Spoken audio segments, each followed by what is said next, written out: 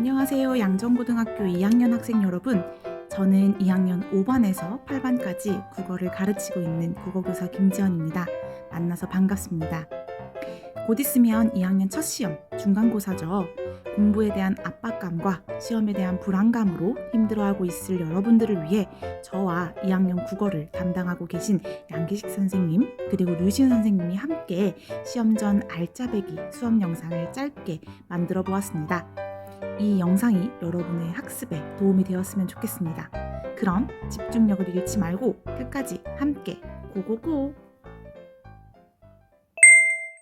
첫 번째 작품은 교과서 페이지 14의 춘설입니다. 이 작품을 학습할 때 여러분들과의 그 어색한 공기가 지금도 생생히 느껴지는 것 같은데요. 춘설이 들어간 단원을 보면 문학의 아름다움에 대해 이야기하고 있습니다. 문학 작품에서 느끼는 아름다움이라는 것은 우리가 흔히 생각하는 그 외적인 외면의 뷰티와는 다른 개념이었죠. 화자나 등장인물에 대한 삶에 대한 생각이나 또 우아함, 숭고함 또는 우스꽝스러움과 같은 내용적 측면의 아름다움과 순 우리말의 어감을 잘 살린 표현이라든지 너무 멋있는 묘사와 같은 표현적 측면의 아름다움을 다 포함하는 개념이었습니다.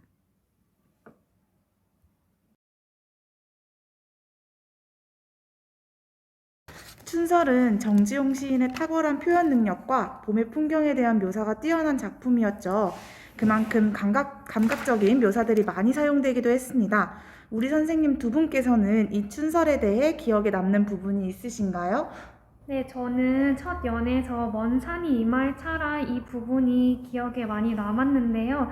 한 감각이 다른 감각으로 전이되는 표현을 우리 공감각적 표현이라고 했을 거예요. 그래서 이 화자가 문을 열었을 때 닿는 그 차가운 기운이 이마에 차갑다 라면서 먼 산이 이마에 차라 이 부분에서 시각의 촉각화라는 공감각적 표현이 사용되었던 부분이 굉장히 기억에 남았습니다. 선생님께서는 기억에 남는 부분이 있으실까요? 예, 시가 참 좋은 시죠. 좋은 시인데 춘설 자체가 제목 자체가 참 인상적이지 않습니까? 봄에 내리는 눈. 네.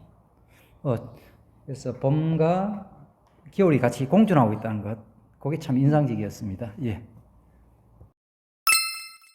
드디어 나왔습니다. 구운몽. 여러분들이 어려워했던 작품이네요. 고전소설이 어휘가 어려워서 그렇지 내용은 읽다 보면 솔직히 재미있지 않아요? 않다고? 구운몽을 배우면서 우리는 문학작품의 내용과 형식에 대해서 함께 배웠는데요. 그 내용이 요 앞에 나와 있죠. 문학작품을 구성하는 것은 크게 내용과 형식이 존재하고 작가는 자신이 이야기하고자 하는 바를 달성하기 위해 즉 주제를 잘 전달할 수 있는 그에 맞는 구조와 표현 방식 그리고 문체를 사용합니다. 그렇기 때문에 우리가 시를 감상할 때도 시인이 무엇을 표현하기 위해 이러한 것들을 사용했을까? 얼마나 많은 표현 방법들을 사용했을까를 생각하면서 감상해야 된다고 했던 거 기억나나요? 그만큼 이 모든 것들은 작가의 의도된 것이니 독자인 우리는 작가의 의도를 파악하고 이해하려고 노력하는 태도가 필요하겠습니다. 그러면 구운몽을 보도록 하겠습니다. 선생님, 학생들이 다른 작품들 공부하려고 하다가 구운몽만 펼치면 한숨을 푹 쉴 것 같은데 혹시 구운몽에서 꼭 알아야 하는 포인트들을 짚어주실 수 있으실까요? 아무래도 구운몽 같은 경우에는 수업 시간에도 했지만 구조적인 측면이 좀 중요하다고 볼 수가 있죠. 현실, 꿈, 현실로 이어지는 그런 형식 속에서 이제 주제가 드러나고 있는데요. 저는 성진이 이제 꿈에서 모든 것을 다 누리고 난 후에 모든 것이 덧없음을 깨달았기 때문에 이 부분이 되게 설득력 있게 다가온다라고 생각을 했어요. 예, 뭐 다 중요하죠. 중요한데, 예, 이게 현실, 꿈, 현실 이렇게 되죠. 그래서 이 소설을 우리가 뭐라고 합니까? 한몽소설이라고 그럽니까? 예, 한몽소설이라고 그러는데, 이게 한몽소설이 주제와 어떤 관련이 있는 것 같아요. 제가 볼 때는. 예, 그래서 이 구조적인 특징과 주제와의 관계성, 주제와의 관계성, 특히 육관대사가 마지막에 성진에게 하는 이야기가 있죠. 성진이가 이러쿵저러쿵 이야기하니까 육간 대사가 뭐라고 이야기를 해요. 성진아, 인간의 세미가 과연 어떻더냐? 예, 이 서로 이야기를 주고받으면서 육관 대사가 성진에게 결국 하려고 하는 이야기가 과연 뭔가 그 부분도 여러분이 좀 잘 읽어봤으면 좋겠습니다. 네, 감사합니다. 다음은 산촌여정인데요. 산촌여정은 선생님이 개인적으로 좋아하는 작품이에요. 이 작품에서는 우리가 맥락이라는 것에 대해서 함께 학습했습니다. 류시은 선생님, 혹시 맥락에 대해서 설명해 주실 수 있나요? 맥락이라는 것은 작품을 감상할 때 함께 활용할 수 있는 관계성을 이야기하는데요. 우리 크게 세 가지 맥락에 대해서 배웠었죠. 작가 맥락, 사회문화적 맥락, 상호 텍스트적 맥락 이렇게 배웠어요. 작가 맥락은 그 작품을 생산한 작가의 성향, 삶, 인생관, 체험 등에 대해서 이해를 하고 작품을 감상하는 것이 바로 작가 맥락이에요. 두 번째로 사회문화적 맥락은 작품을 둘러싸고 있는 말 그대로 사회적인 상황과 문화적인 조건을 의미하죠. 또 마지막으로 상호 텍스트적 맥락은 작품과 또 다른 작품들이 어떤 관계를 맺고 있는지 고려하면서 이제 작품을 수용하는 것인데요. 이렇게 한 작품이 다른 작품에 영향을 주었을 때 혹은 직접적, 간접적으로 영향을 받았을 때 이것을 상호 텍스트적 맥락이 있다라고 할 수가 있겠네요. 이상의 작품 전반적으로 이상의 작품들은 그 어떤 작품들보다도 작가 맥락이 중요한 것 같아요. 저도 이번에 수업을 준비하며 이상에 대해 책들도 읽고 논문도 찾아보며 공부를 좀 했었는데요. 작가에 대해 알면 알수록 작품 감상이 깊어지는 느낌이더라고요. 저는 이상이 지금의 서울대 공대인 경성고등공업학교에서 건축학을 전공한 그 시절의 최고의 엘리트였다는 점이 굉장히 인상 깊었어요. 거기다가 7개 국어를 할 수 있는 그 능력자였다라는 것도 처음 알았고요. 또 종로와 커피를 좋아하던 굉장히 모던보이, 도시도시한 그러한 사람이었다라는 점이 가장 기억에 남네요. 선생님 두 분은 이상에 대해 어떤 점이 제일 기억에 남으세요?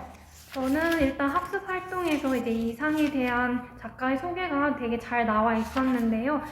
제비란 다방이 폐업하고 그 이후에도 무기라는 다방이 연이어서 실패한 그런 이상의 개인적인 경험, 그리고 금혼과 결별을 하고 폐병이 악화되는 등 그런 개인적인 이상의 어떤 체험에 대해서 잘 알 수 있어서 그 부분이 기억에 남았고요. 저도 이제 더 찾아보니까 이 이상이라는 인물은 이제 조선 총독부에서 건축 기사로 재직했던 경험도 있었고, 그리고 여러분들도 아마 이런 산촌여정 이외에도 우리가 배웠던 오감도라던가 날개라는 그런 단편 소설을 같이 읽어보면 더 좋을 것 같다는 생각이 드네요. 예, 이상이라는 사람이 정말 이상한 사람이죠. 예, 아주 모던한 사람, 요즘 말하면 아방가르드한 사람이죠. 네. 1930년대에 참 중요한 사람인데, 선생님이 볼 때는 1930년대가 정말 우리 문학사에서 꽃 같은 시절이었던 것 같아요. 지금 현재도 이 1930년대를 뛰어넘지 못한다라고 이야기하는 평론가들도 있습니다, 사실은. 선생님이 당시에 이상에 참여했던 저 문학 동인이 구인회라고 있어. 구인회. 9사람이 모이는 구인회라는 그 쪽에 참여를 해서 정말 당시 서구 사조라든지 그리고 우리 나름대로 우리 문학이 어떻게 나아가야 할 방에 대해서 엄청나게 고민을 많이 하고 진보적으로 나왔던 그런 모임들이었죠. 구인회가 있고 당시 대책에 서 있었던 데가 생명파라고 있습니다. 당시 1930년대 생명파 유명하죠. 서정주, 유치한 이런 분들이었어요. 이런 분들이 생명파를 또 구성해서 생명에 대한 탐구를 또 이어 나갔던 것 같아요. 네. 그래서 구인회는 당시에 이상, 또 누구였죠? 정지용, 김기림 이런 분들이 참여를 해서 우리 한국 문학을 또 이끌어 나갔던 것 같습니다. 예. 다음은 난쟁이가 쏘아올린 작은 공입니다. 난쏘공은 1970년대 서울의 무허가 판자촌을 배경으로 하고 있는 작품이에요. 저는 이 작품을 온라인으로 진행했지만 만약 오프라인으로 했다면 작품 내용에 대해 친구들과 계속 질문하고 답하는 방식으로 수업을 하고 싶었거든요. 그래서 혹시 선생님들께 질문 몇 개 해도 괜찮을까요? 네. 먼저 선생님께 질문 드릴게요. 만약 내가 난쟁이 일가와 같은 삶을 살고 있고 철구 계급장이 받았다면 어떤 느낌이 드셨을 것 같으세요? 갑작스럽게 그렇게 나라에서 일방적으로 우리가 살고 있는 터전을 허물겠다고 하면 굉장히 당황스럽고 앞으로 어떻게 정착해서 살아야 될지도 막막한 마음에 이제 되게 삶의 의욕을 잃었을 것 같기도 하고 그런 착잡한 생각이 저절로 드네요. 양기식 선생님께서는 어떤 예. 기분을 느끼셨을까요? 절망적이겠죠. 예. 아이고 이게 사는 거냐 이게 이런 생각 들겠죠, 그죠? 예. 자, 그럼 다음 질문입니다. 이 집이 나의 집이라는 것을 알려주는 그러한 표차를 어머니가 뗐잖아요. 그 표차를 떼면서 어머니는 어떤 생각을 했을까요? 진짜 이제는 이 집이 철거당해서 정말 쫓겨날 상황에 임박했구나. 이제 정말 떠나야 될 수밖에 없는 상황이구나. 이거를 좀 확신하면서 체념할 수밖에 없는 그런 마음이 들었을 것 같아요. 예, 그렇겠죠. 예, 예. 그리고 세 번째 질문입니다. 제목 난쟁이가 쏘아올린 작은 공은 무엇을 의미할까요?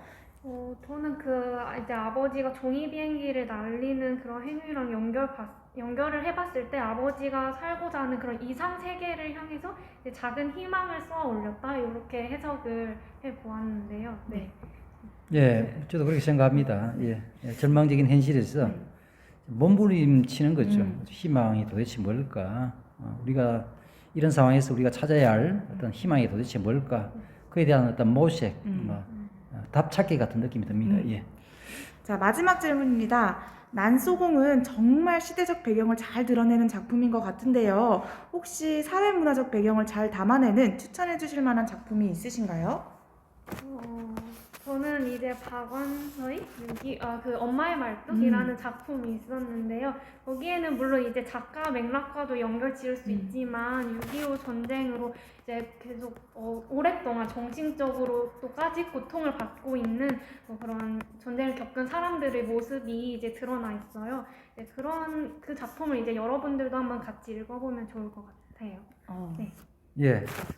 저도 이 시대와 좀 비슷한 작품이죠. 난쏘공과 비슷한 시대의 작품으로 아우콜레 구두로 남은 사내라는 작품이 있어요. 아우콜레 구두로 남은 사내, 윤흥길 작가가 쓴 작품인데 이것도 이제 당시 강제 철거죠. 도시 재개발 강제 철거로 쫓겨난 사람들이 옛날은 강주라고 했는데 요즘 현재 성남을 이야기하고 있죠. 성남을 배경으로 해서 도시민들이 살아가는 모습을 그리고 있는 소설인데 시대를 참 잘 보여주고 있는 소설이라고 생각해요. 앞 근래 구두로 남은 사내. 기회 있으면 한번 읽어보시기 바랍니다. 두 분께서 답변을 잘 해주셔서 학생들이 작품을 이해하는 데 큰 도움이 되었을 것 같아요.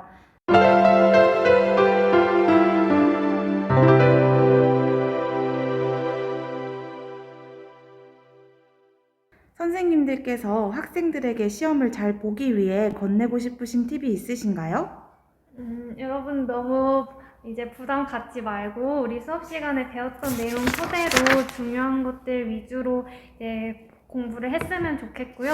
우리 시험 범위를 이제 프린트로 다 공지를 했는데 이제 거기에 변경된 사항이 있었죠. 그 3단원의 메밀꽃 필무렵은 시험 범위에서 제외된다는 점 꼭 기억을 해서 공부를 하면 좋을 것 같아요. 예, 또 한 가지 시험 범위를 물어보면서 우리 학생들이 그 본문하고 학습 활동을 별개로 생각하는 경우가 있어요. 당연히 선생님 춘설이 시험 문제에 나오면 춘설을 나온다는 건 학습 활동까지 포함했습니다. 학습 활동까지 포함해서 춘설이니까 학습 활동과 본문을 갖다 이렇게 분리시키지 마세요. 같이 포함되는 겁니다. 예, 그것도 여러분이 기억했으면 좋겠습니다. 네, 선생님 두 분의 팁 잘 들었습니다. 저도 마지막으로 한마디 하겠습니다. 그러게 수업 시간에 열심히 들으랬잖아. 농담이고요. 남은 시간 최선을 다해서 좋은 결과 있기를 바라겠습니다. 교과서 본문하고 학습활동 꼼꼼하게 학습하시고요. 메밀꽃 필무렵 시험 범위 제외됨을 다시 한번 안내드립니다. 파이팅! 예, 파이팅!